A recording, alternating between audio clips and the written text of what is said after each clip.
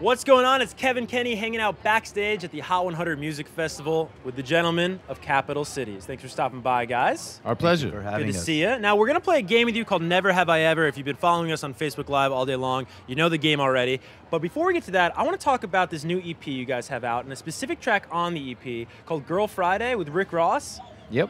Now, this is just so fascinating to me. I know you guys have had rappers on your bodies of work in the past. You had Andre 3000 on your debut album, your full length.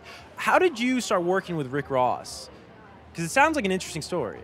Well, Rick Ross was reached out to us before we even released our first debut album. We had released a 5-song EP, and he had heard it and was interested, I think, in signing us actually to his label.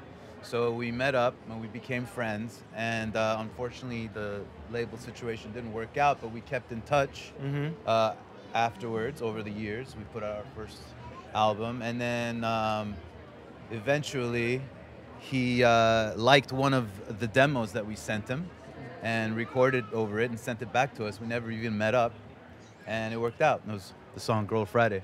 That's wild. Now, why was that the song for Rick Ross on the EP?